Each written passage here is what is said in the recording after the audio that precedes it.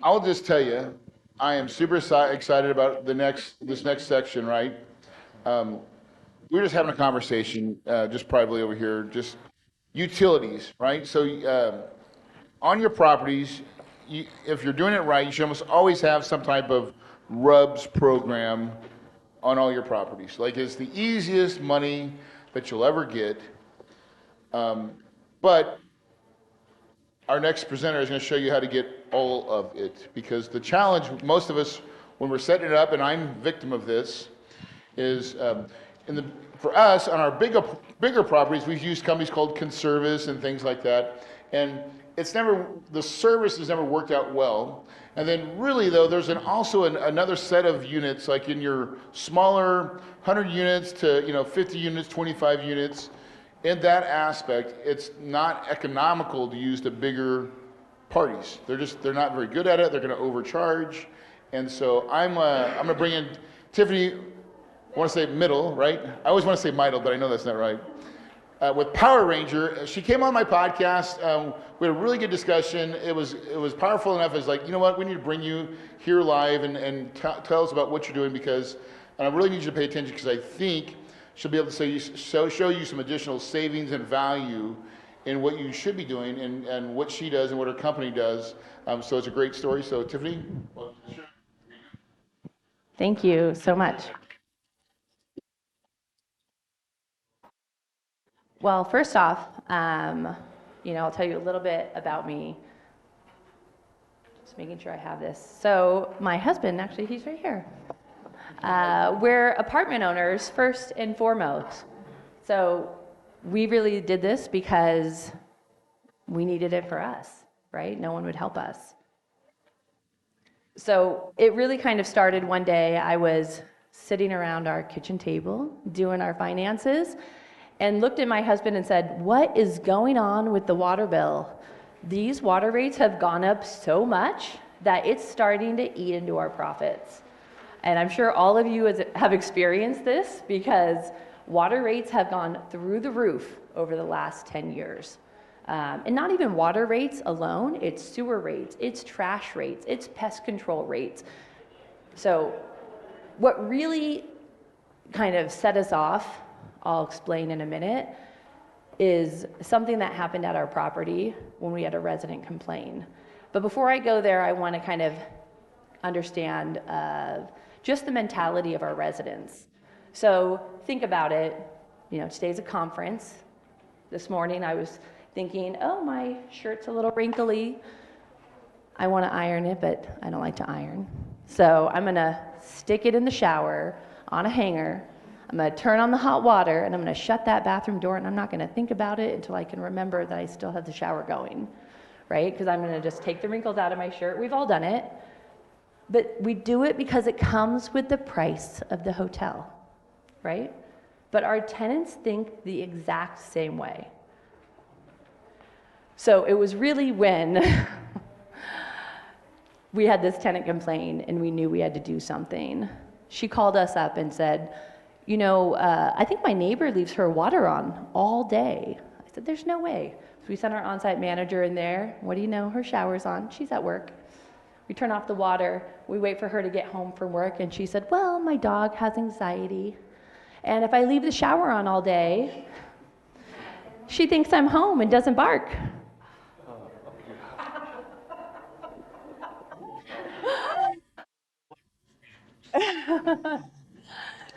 We knew we had to do something. No matter how much we begged our tenants to conserve, it just wasn't their priority. It's that same concept. It comes with the price of the rent. We have people who are just like us. They said, well, maybe I'll bill a flat fee to my residents. $35 for a 1-bedroom, $55 for a 2-bedroom. Looking at Corey because he wants to bill a flat fee. I said, once you bill a flat fee, it's that same concept, right? Well, this comes with the cost of my rent. So if I'm going to pay my utilities, I'm going to pay for the water, and I'm going to be charged $45 or whatever it is, no matter what I use, I'm going to be as comfortable as I damn well please, right? I'm going to crank my AC to 67. I'm gonna have my hot water go as long as I want to. I'm gonna take as long of a shower as I want to because it comes with the cost of my rent, right? So you don't get any kind of behavior modification. So flat fees, same concept as a hotel room. So if you own smaller amount of units, so my husband and I, we have 100 units in San Diego. We're from San Diego. We recently just moved out to Florida, much more landlord-friendly state, as well as many other people who've left California recently. Small owners like us, the reason we did this is because nobody would help us. We had 100 units in San Diego. We tried getting our utility billing companies to help us, and they said, you're too small, right? So small owners are already at a disadvantage. Utility rates have gone up over 75% over the last 10 years.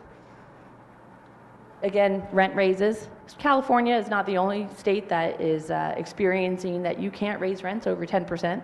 Well, when my bill has gone up 20%, what does that leave the last 10%? It leaves the last 10% I'm footing the bill for, right? So the big owners, they go to these utility billing service companies all day long, and they do RUBS. Sometimes they do sub-metering. No problem. If you go to them, they may take you, but they're going to charge you a lot. They're going to insist that they handle the collections for you. Then they're going to nickel and dime your residents with open fees and closed fees and late fees.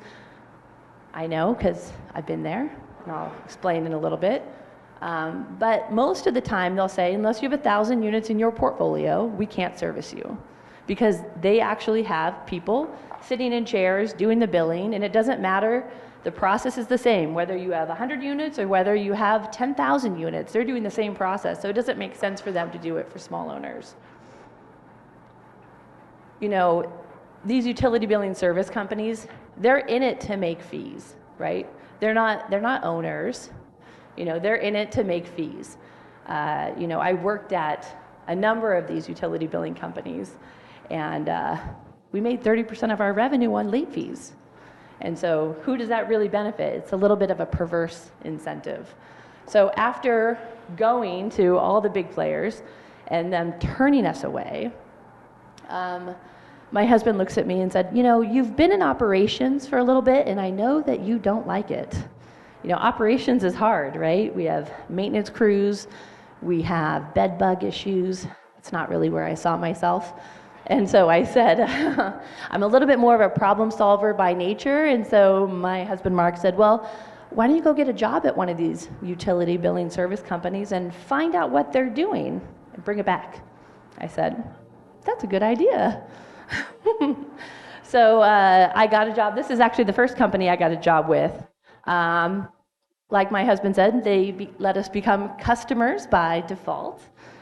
I helped grow that company from 100,000 to 20 million in 5 years, and learned the secret about utility billing that nobody really talks about, because billing companies, it's about fees, and they don't really understand the owner's perspective. So I'm Tiffany Mittal, CEO and founder of Utility Ranger, and I believe that the easiest way to add value to your properties is through utility billing.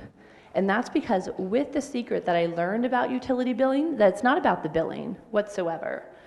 It's actually about forced appreciation. So forced appreciation is kind of an NOI hacking rule. Every dollar you get in your additional NOI divided by your cap rate is the amount of value that you create on your property. So what I noticed when we took on our first property, 36 units in San Diego, that first year we got $36,000 of additional utility reimbursement income, right? So our utility bills were about $38,000, $40,000, so we got about $36,000 back, right? That $36,000 was directly to the NOI, because utilities are your third largest expense, right? So that $36,000 on the income side, when we went to go get that property refinanced, Fannie Mae valued our property at $1 million more just for that $36,000 of additional revenue. They gave us a cash out refinance of $500,000 that we were able to take that money and buy another property. And that's when it really rang the bell for us. We said, oh my God, this is really about forced appreciation. So you look at all the people doing utility billing and they're not helping the little guy. Well, how come all the big guys get the advantage? For years they're using this to force the appreciation of their properties, but no one would service us. And so once we really saw this, we took this and went across our portfolio. On our 100 units, we were able to create $2.5 million of additional value that we were able to take out about $1 million total and buy new properties and really grow our portfolio. So we saw this as a mechanism to grow our portfolio. So I call this my RUBS to riches framework. So we're going to go over how you can use RUBS as a mechanism to grow your portfolios. The first piece of this is split. What can tenants pay for? So you look at things that are occupant-dependent expenses, right? Water, sewer, pest control, garbage. Look at things that maybe you don't typically consider. Wi-Fi, amenities. What amenities are you using? You're seeing this already in Class A space, amenity charges. That helps pay for kind of common area, gyms. Depends on how large your properties are. That is starting to trickle down. Electric car charging, tenant insurance. All these things are little dollar incremental pieces that can be added to your NOI. People ask, how do you implement this? Well, really, all it requires is the proper lease language. Either you make sure, the number one thing you should do after you leave here today is make sure that your leases state on any new resident moving in that tenants are responsible for all utilities. Typically, you'll see, and I've seen this a million times, tenants are responsible for all utilities except water, sewer, trash. So you take out the water, sewer, trash exemption, and residents are responsible for all utilities. Simple. Now, let's say you have, leases already in place, really common. You basically do an intro letter across the property saying we're going to be implementing a new conservation effort. It's a very conservation heavy message on the intro letter, and you do a 30-day notice. You blanket the whole property. You say 30 days from today, if you're on month-to-month leases, or the day after your lease expires, whichever comes later. This is going to be the new change of terms of tenancy. So that way you don't have to go and keep track of every tenant and their lease expiration and make sure you give them the notice in advance. You just blanket the whole property. Some people will get 30-day notice. Some people might get 6 months notice. No big deal. Now, I was telling this to Corey earlier that if you think about it, this is the same concept about a hotel. Tenants naturally use less of what they're paying for, right? So we just had a client of mine who was doing a flat fee on her property, a flat fee of $50 a month. And when she said, we're doing $50 a month on water, but our water bills are so much. So when we put her within the system, her water bill was actually $200 a unit. But the tenants were using so much water, and she was only getting $50. So we switched her to a RUBS methodology, and she couldn't do it all at once, right? So everyone's kind of rolling off this flat fee and moving into a RUBS, which is better than not doing any collection, but moving into a RUBS calculation. Month one, her bill dropped by 25%. Because think about, it's that same concept. It comes with the price of your rent, or comes with the price of your hotel room, right? It's just that slight modification of behavior that when you're paying for something, you're more aware of it. Why this matters? So I remember when my husband, we said, okay, we're going to implement this. I'd already been working at the RUBS company, and he said, well, like most owners, are you sure? I can't handle a flurry of move-outs right now. We have to keep our occupancy levels high to be in compliance with our loan terms. Like, what are we going to do if we have a bunch of people move out? I said, I've been doing this already. We're not going to have a bunch of people move out. But, like most owners, he was a little bit nervous. So we implemented it. First month, we had, what was it, Mark? 12 maintenance requests for runny toilets, leaky faucets that the residents had for months and not telling us because they were hiding a cat, hiding extra occupants, or didn't want you in their unit because they were a hoarder.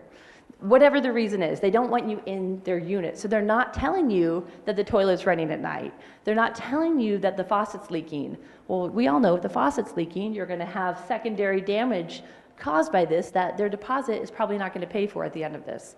So it creates more tenant responsibility, because now that they see this bill fluctuate every month, they start telling you, oh, whoa, I have a runny toilet.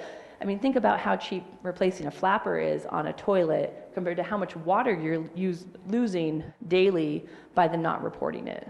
And this could go by for months. You drop tons of water with a issue with a flapper for, a $2 part.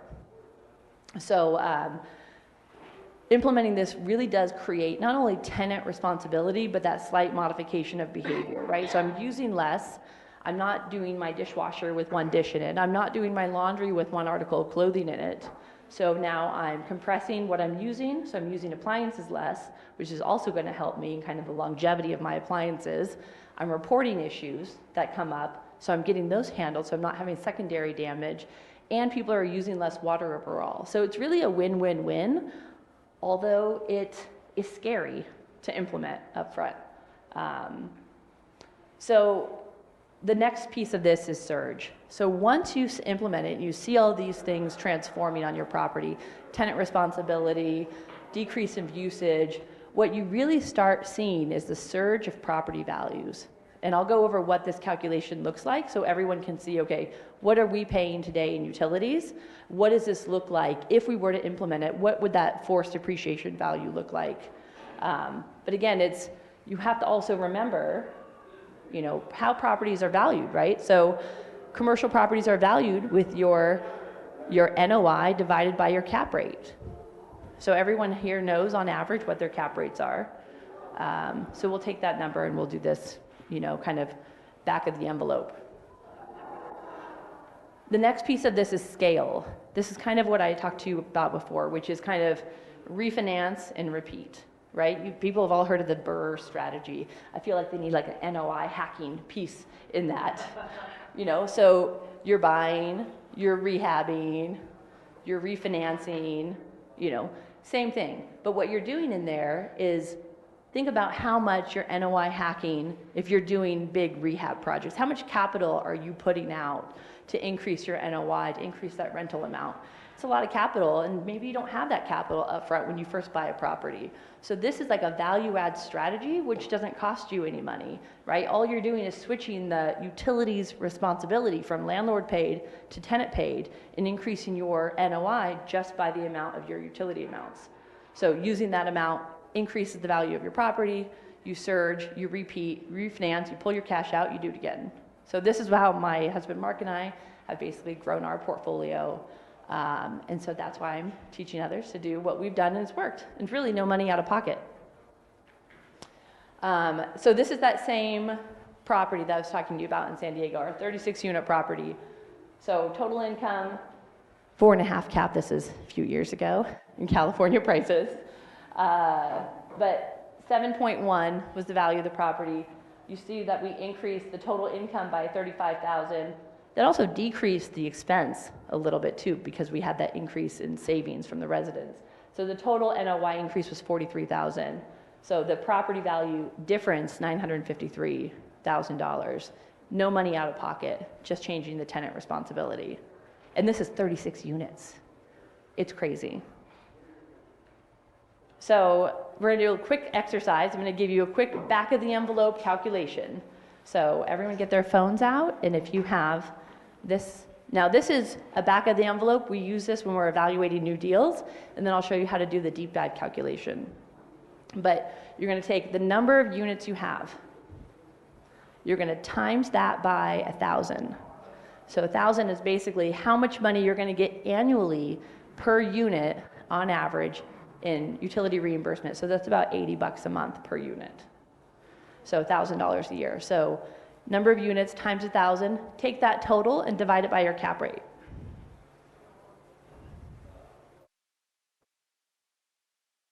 What numbers do we have?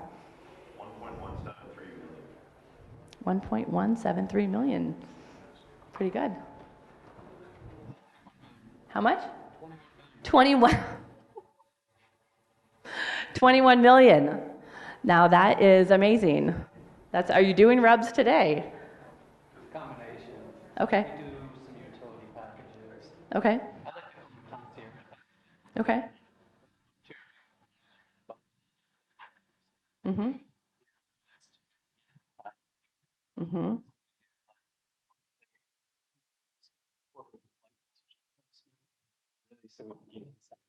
Mm-hmm. Yep. Well, I mean, the concierge package that includes utilities, the ones that don't get, do they have an option to buy the concierge package?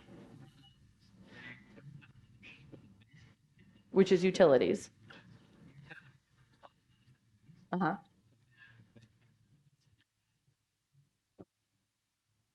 That's actually interesting. I haven't heard that before. Now, on the utilities, are you doing flat rate on that, or are you doing it based on what your bills are?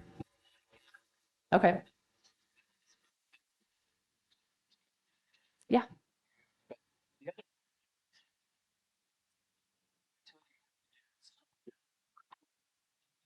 Hmm. Yep. In the rears. Hmm. Yeah. Hmm. Yes. Traditionally, it's that way, especially with the service companies. You have to wait 3 to 6 months to get reimbursed typically, which is definitely frustrating. Yeah. But 21 million, that's a pretty great number. Any other numbers anybody wants to share? 57 million.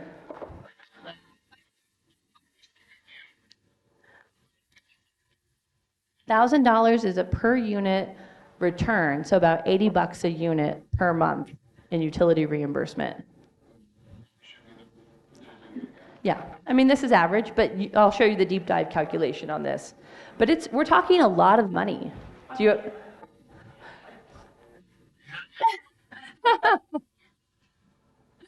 I mean, this is why we were like, why aren't anybody helping these people like me?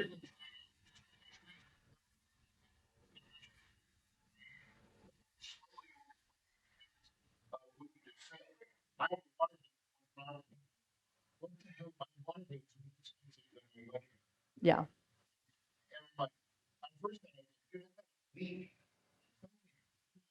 Mhm.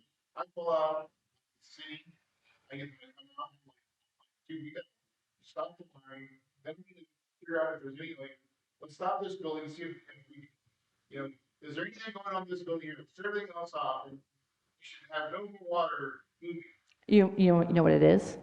My husband and I had some student housing. We've sold our student housing. You know what it is? It's leaky toilets, and they don't want you in their unit to see their grow factory in their closet.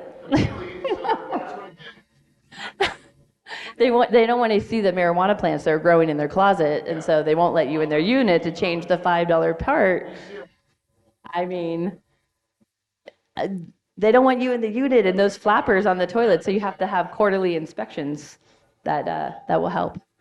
But I guarantee you, there's a lot of flappers that are leaking.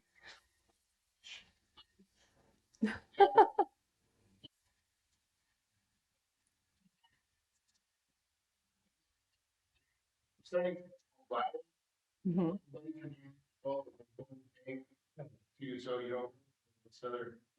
Mark has an opinion on the bladder.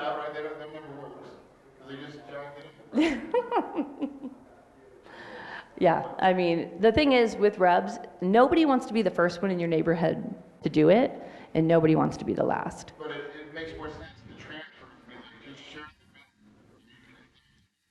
And you do it with a conservation heavy message. Like we're all, and especially the kids in school today, hey, we're all doing our part to conserve.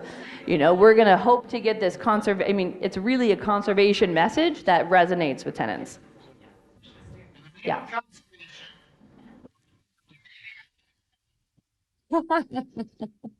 I mean, it does work in Florida though. We just bought 30 units in Pompano Beach.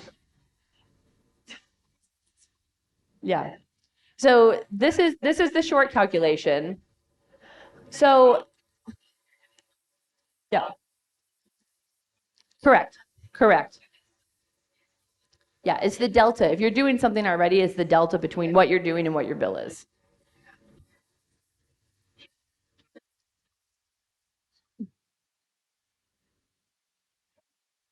Yeah.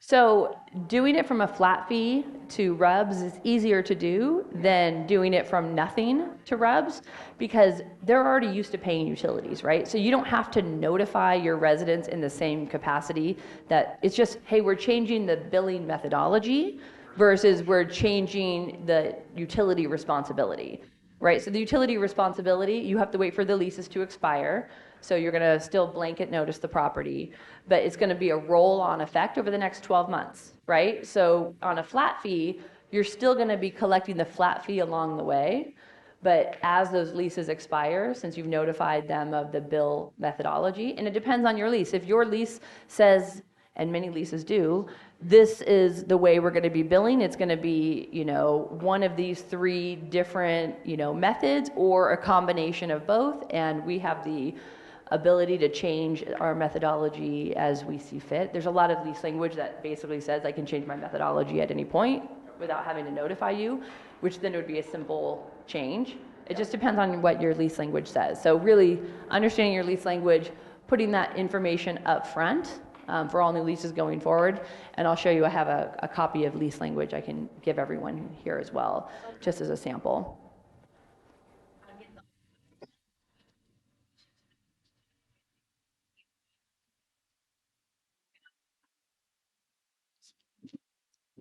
So water companies, unlike electric, so electric companies, they'll go all the way to the individual meter, right? The distribution of electric is easy.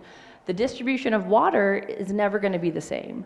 So back in the 70s, the big regulation came down and said, okay, all apartments built after 1972 or whatever it was have to be submetered for electric directly with the power company. The water companies never did that because can you imagine, every building's plumbed differently, right? So can you imagine the water company coming into your tenant's unit to read a water bill or read a water meter? It's not going to happen, and they're not going to chase down any individual. So they basically say, we're going to come to the street. If you want to submeter after that, we're only going to bill the property owner at the property level. So unless you install a sub-metering system on the property level is the only way to get the individual consumption. But not all buildings can do that, right? Sometimes you have commingled plumbing, you have shared hot water heaters, you have stacked risers in certain buildings where you have commingled plumbing. So it's not always easy to sub-meter. It's also really expensive. It's somewhere between $200 to $500 a unit. You have meters, you have meter reading equipment, you have repeaters around the property, you have meter reading failures, you have the regulations around submetering is complicated. In that case, you'd want to go to a utility billing company, service company who knows how to do it, because you wouldn't want to do that yourself. It's the compliance side of that is the nightmare. But when you look at what you get from an owner in return, right? So whether I'm submetering the units or whether I'm actually just doing my mathematical formula to figure out what everyone's usage is, my return is kind of negligible between the two. So why put all the capital on the properties if what I'm getting back could be done really for free and what I'm going to get back is about the same? So ideally, if we could all submeter, that'd be great, but it's not always feasible and it's just really capital intensive. So then we're just dividing it by units, like each building? Square footage, occupancy, because you can't divide it equally, right? Yep. Because you have the little old lady in one unit, Yep. and you have the family of 5 in the other unit. Yes. Right? And you can't really say that 5 people should be 5 times more than the single lady, right? So there's economies of scale that's built into any kind of ratio utility billing program. They say, 1 equals 1, 2 equals 1.6, so you get like a 0.4 of a person savings. 3 equals 2.4, and then it goes down to 0.4 of a person after 3 people. So you have this kind of economies of scale because you have, shared usage like dishwashers and laundry. So you have shared usage even though you have more people in the unit. So, and you take that total, your ratio occupancy total, which is your kind of scaled usage compared to the property's usage, and your square footage total compared to the property's total. So it's not just so kind of simple as dividing it by units, because it's more complicated than that. Yep. So it's like Okay. you have to figure out what's the most fair way when you can't actually capture the actual usage. Okay, that's helpful, thanks. Yeah.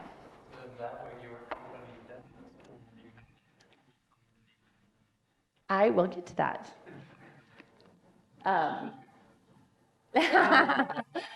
So, so when we're evaluating new deals, so this is what my husband and I, we like take this as our kind of acquisition strategy. Like when we're evaluating new deals, you look to it and say, okay, what are you really looking for? So, and I know we all evaluate deals all day long, so I want to make sure I gave you guys a little bit of tools to kind of take back, so when you're looking at your next deal, you know how to look at it to say, okay, well, what does this really come back as return for me? So this is an example of a property in El Cajon.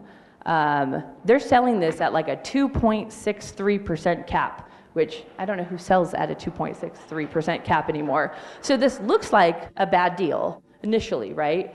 But then you look on here, so the things I'm looking for on expenses, this is water and trash, $40,000. This says gardener, pool, and gardener, pool, and pest, I think it says, yeah. $10,000, and then this says sewer, $15,000. Those three combined are a lot of money. And then one thing that you're looking at on here, on income, you see the expenses down here, you're looking at other income, right? So where's the utility reimbursement money coming from? It doesn't look like today they're doing anything. So quick model, this is what I just went over with you. Quick model, 20 units times 1,000, $20,000 divided by the cap rate, $760,000 in forced depreciation. Long model, to really understand it, take these line items, so the 40,000, it says gardener, pest, and fire. So I took 5,000 of that, because fire is not that expensive, and gardener. So 5,000, 15,000 for sewer. So I'm looking at 60,000, and I times that by 90%. So I'm gonna get 90% of this total money back, right? So quick amount was 20,000. When I really look at their expenses, it's really like 54,000.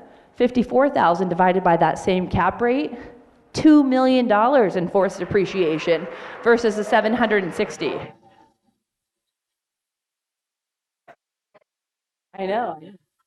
So it's you want to do the short model, you know, just as you're thinking, hey, how many units, what can we get back? But if you have the financials available, do the calculation. You know, it says, here's these totals on utilities.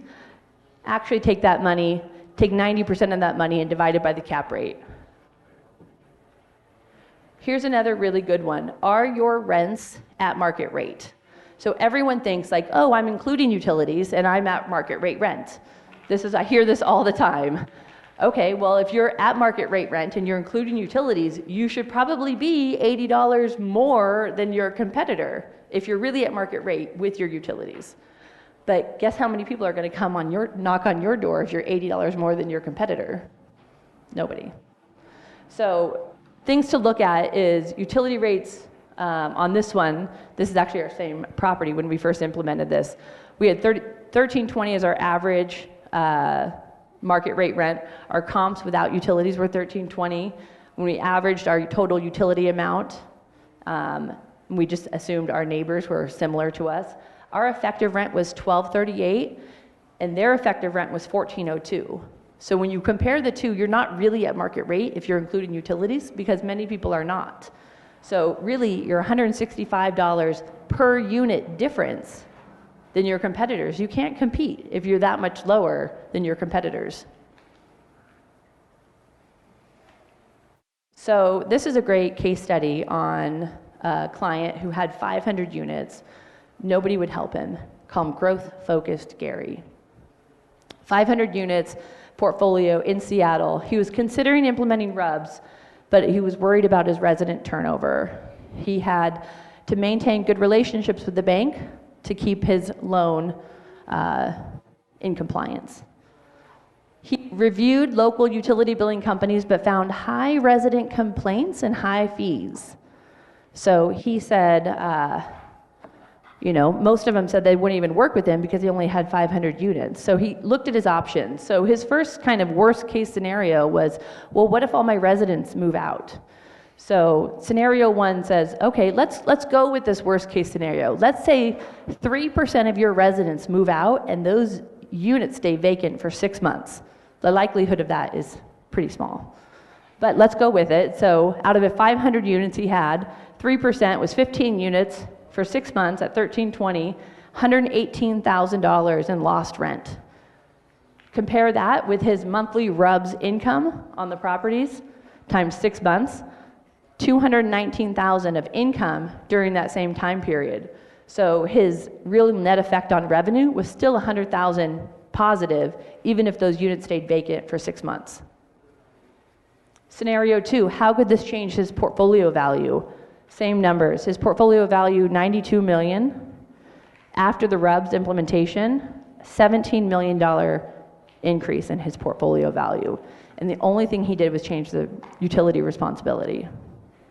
It's insane. No one would help him. Imagine being able to increase your portfolio value by $18 million and no one will help you do it. It's bananas. Another deal, actually, we were looking at this deal in Florida. $17 million, this was a 88 unit property. I pulled this one in here because I wanted to, again, look at what they're doing. Other income. They show other income on here, but they only show $30,000. And when I looked at their expenses, their water sewer bill alone was $133,000. Their trash bill was $6,000 and their pest was $5,500. So $145,000. And I see an other income category of 30, but I'm not really sure what that is. So when I looked at the value add opportunity, 145,000 times it by 90%, came out to 131,000 divided by the 6.04 cap rate, $2 million of value that we could create just by buying the property and changing the utility responsibility. So when we looked at, okay, how does this look, right? You're like 200 a door or whatever this is. We can create $2 million of additional value, putting no money out of pocket. So these are the things that we look at whenever we're buying properties. We want to buy a property that doesn't have RUBS currently implemented because we know we can come in and create value out of thin air with no money out of pocket. So like I said before, small owners are overserved or underserved because no one will help them. The service companies can't help them really unless they charge them exorbitant fees. But you know, Mark and I, we were persistent. I said, you know what? I've worked for these service companies. I understand the value. I did this for 10 years through multiple service companies. I understood the value and I saw the biggest gap in the market. And I said, no one will service anybody who has under 1,000 units. People like me who need the hand up as everyone else does, right? If no one will service you, how do I take this service model and turn this into a software model? How do I take this from someone else helping me and giving me 3 months delays? By the time I get my water bill, let's say we're in January, right? The water bill that you're getting right now is for the month of December. By the time you get that bill and you give it to your service company, they're like, well, we already billed out for January, so we're gonna hold this bill for next month. They're gonna bill that bill out in February, collect it in March, wait for collections in April, charge late fees, maybe give it back to you in May, and they're gonna give you a fraction of what you gave them because they're gonna remove all your fees. And this is a real issue. When I student house, when we use service, right? You know, In September.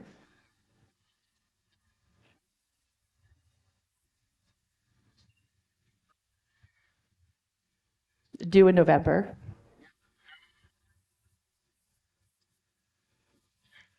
You're so far behind.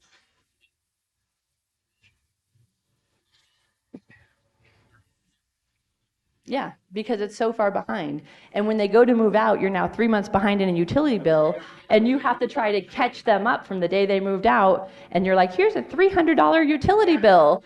I'm going to remove it from the deposit. Well, you've already trashed your unit, have not enough money left in the deposit to take on this $300 bill, so you end up eating the cost.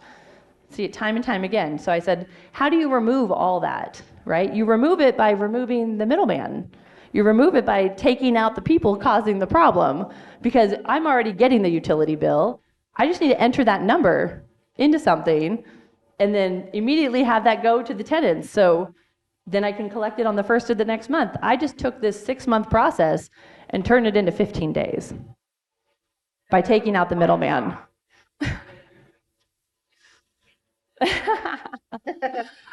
So we came out with Utility Ranger because I was pissed off at all this situation and no one would solve it. And I said, you know what? I don't like this. And I know people just like me are having the same problem. So I'm going to fix it. No one else will fix it. So why not me? And I'm a non-technical tech founder.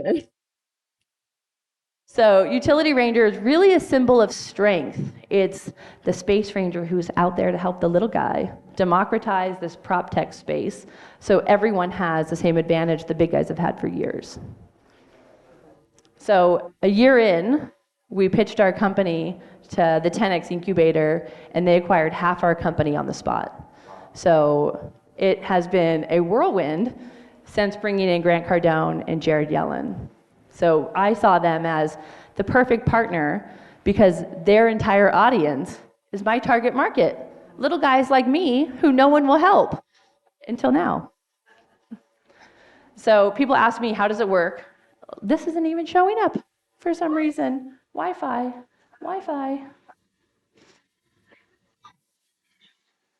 I don't know if the Wi-Fi is not working here. No, this is just an example image of the software. Wi-Fi is not working here. But basically, it's a software that allows property managers to do it themselves, right? So we stick in the utility billing amounts, you click calculate, it shows you what the bills look like, and you click send. Sends them off to your tenants. I mean, it's really that simple. It does all the calculations, the square footage, it takes prorates the rent if you need to, final bills, it does all of it for you. And then, well, here we go. On top of it, think about, you're giving your business to a service company, right? Oh, here it is. You're giving your business to a, good job. You're giving your business to a service company, right? Their motivation isn't your timeline. Their motivation is fees. So if you eliminate that, you're like, look, I can do it myself. I can send the bills off to my tenants. I can become my own utility billing company. And when you become your own utility billing company, guess what you get to do? You get to charge utility billing admin fees that these guys have been charging to your tenants. So our software is basically $3 per unit per month, right? No fees, no in-moving fees, no closeout fees, no late fees, nothing, right? Just a flat $3 per unit per month.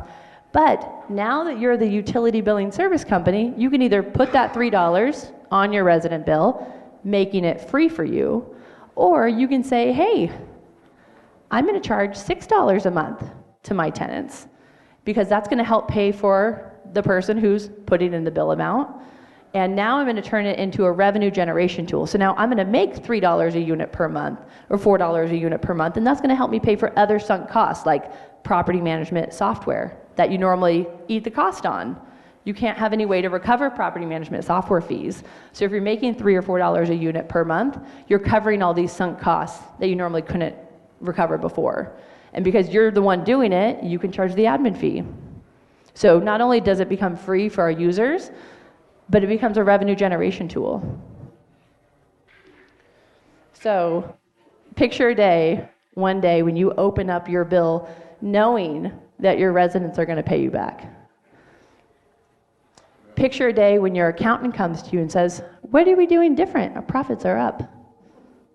Picture a day when those extra profits catapult you to the next level. So I had mentioned this before. If you aren't doing it or you're doing some kind of utility billing program, we're offering a bonus for all the cash flow members. So not only are we going to give everybody a lease package template with sample lease terms, sample introductory letters, sample 30-day notices you can use and customize as you want, but we're also going to give property compliance assessments. So there are compliance hotspots in the country. 99% of the country, you can do RUBS all day long. In Texas, you can't charge more than a $3 fee. And you have to have a minimum of 20% common area accountability pulled from the bill. There's areas like San Jose and Santa Monica, it's illegal to do RUBS in. Same with Miami-Dade County. There's a few hot spots like that you can't do it in. So we can look at your properties and say, okay, What are the rules surrounding your property specifically? So that way you know what they are. And most of the time it's not a problem, and you just set that up within the software. If there's a limit on what you can charge for a fee, you just cap the fee at that. If there's a requirement on how much you pull out for common area, you just set that up within the software yourself. Then we're going to also do free concierge onboarding. So the system, it's software as a service. So typically, like any kind of CRM, you can set it up yourself. For all the cash flow members, we're going to help you set it up. You can give us the information. We'll help everything get uploaded for you, so you don't have to go through that process of getting it set up. It's fairly simple to do, but we can help you guys get that done for you. Wait a minute while people are scanning. I'm going to give you a copy of this deck too, so you can put it within your... So you deserve to have the same opportunities the big guys have had for years. You deserve to have more money coming in than going out. And you deserve to build boldly and prosper.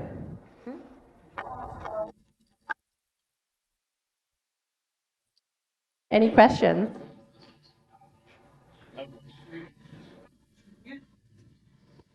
So I understand 98% of this.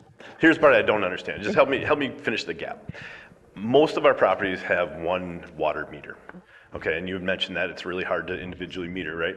And so if you're trying to train your tenants that the more water you use, the more you're going to end up getting billed, how do you handle those in those situations? Because it's still just one water bill, right? Mm-hmm. And then you're using that 1.2% per person. Do you ever have tenants complain, say, my daily stuff doesn't change, why does my bill keep changing? Because I'm assuming you're dividing that out, right? So if you still have that one person running the shower all day, everyone's going to end up paying for that, right? Correct. Okay. Correct. Do you ever have those, or is that not an issue? No, occasionally you do have clients or tenants who come and say, well, I don't have an individual submeter. How is this getting divided? Yep. I need help understanding.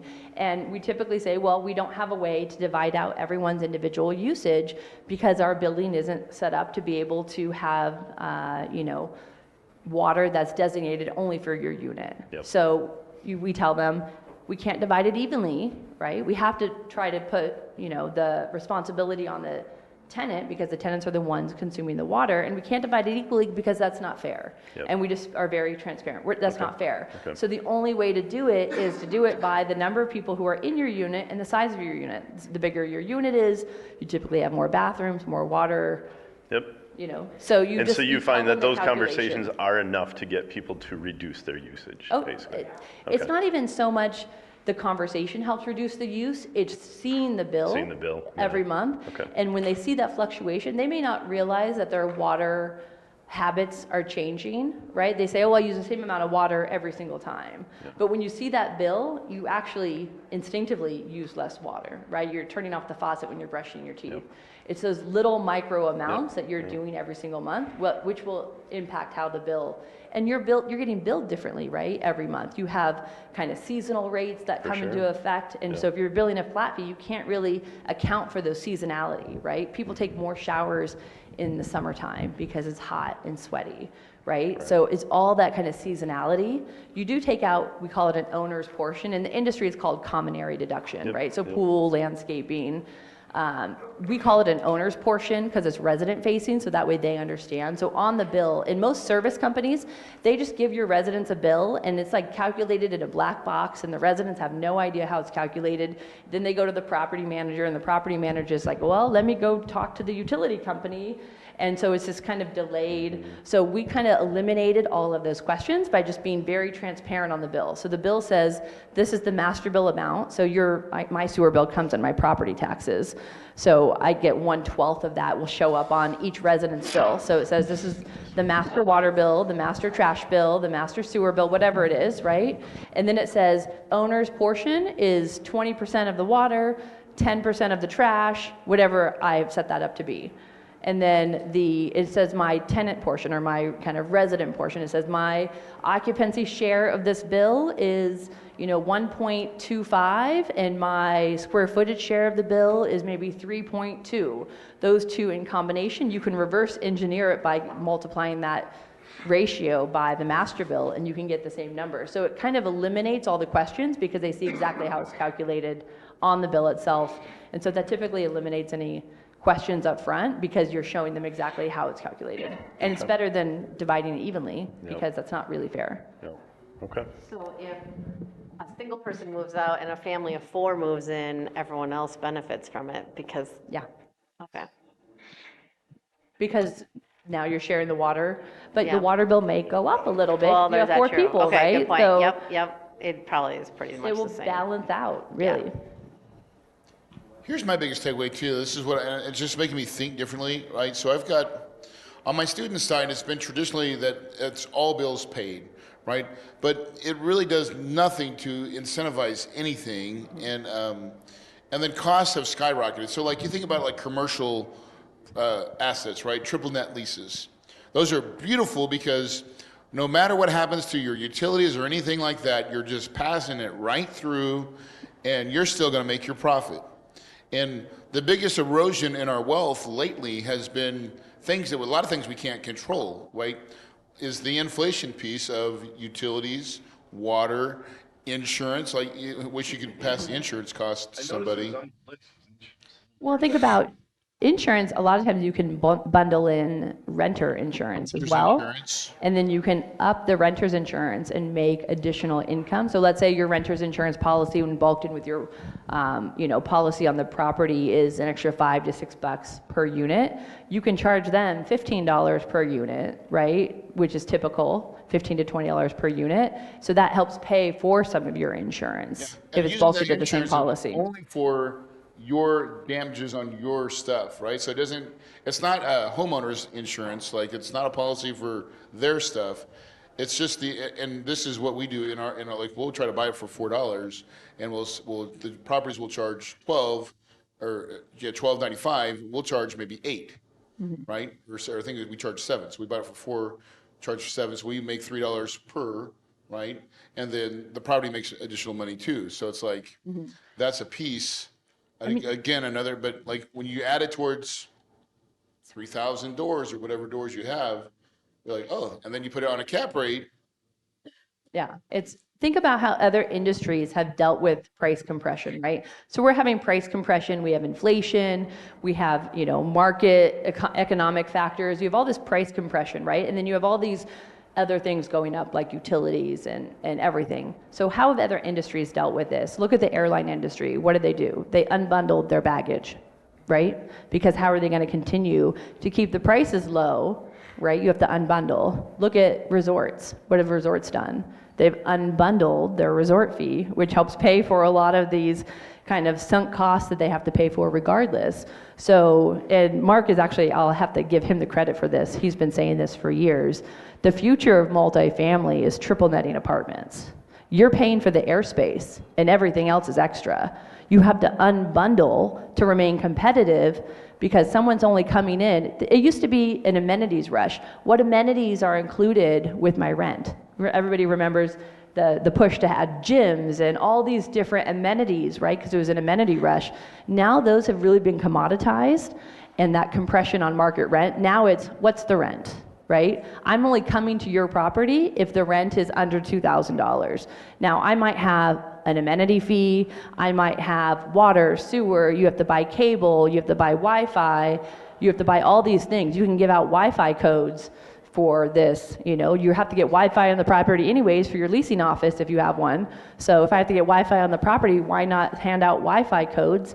And if it costs me, $50 a month or $80 a month to go to the, company to get Wi-Fi on my property or to get internet, then charge $40 or $30, slightly under that it benefits them to go through you to get a Wi-Fi code, and then you add Wi-Fi onto their list of charges. So it's unbundling is the only way to handle the market compression on prices. So you can remain competitive, still get the traffic in your door, and then you say, okay, but you're responsible for all your utilities, and these are what they are. So you get the traffic, they have this kind of, this is what I'm paying for rent, but this unbundled kind of really helps protect your bottom line, and that's this concept of triple netting your apartments. So are you seeing a difference between all the different classes of properties, of which ones it's more or less effective on for making that switch over? I would say it's effective on all of them, but you're seeing it happen Class A. Everything kind of trickles down from Class A. So this has been happening in Class A apartments since the late 80s, really. So it's been trickling down. Really, in the 2000s, you saw the big push in Class B apartments, even into Class C, but larger portfolios, because the service companies have been out there for years and they had no other option but to go down market, right? But now you're talking people who have under 1,000 units, which makes up half of the multifamily supply in the US, are these mom and pop investors that no one will service. And this is really the heartbeat of America, are these mom and pop small businesses. And if no one will service them, you're totally, you have this demand that no one will service. So that's kind of, we're hitting all the people who have 1,000 units and under and saying, you don't need service companies because you can do it yourself, and giving them a software tool to do it. Awesome. Any other questions? I do have a question. Yeah. I agree with you, And an though. I think, observation. I'm sorry. Quick question. Yeah. So the software, you get to send the bills out. Does it integrate with QuickBooks or property management software so everything's kind of combined? So we just launched in April of this year. So we're working on our integrations. Right now you can export your billing file and it has all the charges individually. So we use AppFolio. So what we do is we just export the billing charges each month. It comes out in a CSV. I just pull the columns that I need and I do a bulk import charge into my AppFolio. All property management softwares have bulk import charge features. So you just use the charge file and import it once a month right after you do the billing. So, but we are working on integrations. We're working on our AppFolio integration, our Buildium integration, and QuickBooks is a little bit trickier, but the bulk import charge file works for that as well. Okay. And one quick observation. Yeah. So I assume that you're just doing this where you need to do it. So something like electricity would still have direct Yes, bill, yes. right? And an observation in some antiquated markets with utility companies that haven't quite caught up with technology. If you have a continuous service agreement, sometimes they don't actually switch people over. And so I don't know if you monitor that, how you monitor that. So we don't necessarily monitor that within our platform. A lot of people have this exact same problem. It's typically the best way to fix it is from an operational standpoint and saying, okay, you can't move in until you can show me from the utility company that you've switched it into your name on this date, and you use that as a prerequisite on their move-in date that they've already switched the utilities into their name. But it always slips through the cracks, right? You get the bill the next month, you're like, wait, they moved in on the 3rd, and this says the bill went through the 15th before it got switched into their name. So we actually made a feature within our software, because I've been doing this for a while and I'm an operator, like all these nuances that you think of like this have to have a solution. So we made an other category within our software. So when you get that bill amount, you can basically take that total bill amount and stick it into the other category and charge them on that first bill. We also have that other category for like, I've clogged my drain, I had to have the plumber come in and I need to put that charge on the bill. So that way they get one consolidated invoice of their rent, any storage fee, pet fee, any charges that are within the lease that aren't being calculated, and then their utility charges that are being calculated, which are the master bills split up by the occupant's square feet or whichever billing methodology you want. We have a couple different options. And then the other category, if there's any like one-time charges that you need to add on there for not putting utilities in your name, or maybe I have to charge you some fee on top of not putting utilities in your name. I'm going to charge you a $25 penalty fee for doing that as well. I'm going to add that in on the other category. We have a $50 penalty fee. We do that in all our leases. Like if we ever have to put it in our name or whatever, like let's say you're living there, but you didn't pay your bill, and the billing company is going to automatically put it in my name. Yep. Once that happens, it's now $50 extra every month until you get it back. Nice. Yeah. Any other questions? Right on. All right. Thank you. Thank you. Thank you so much, guys.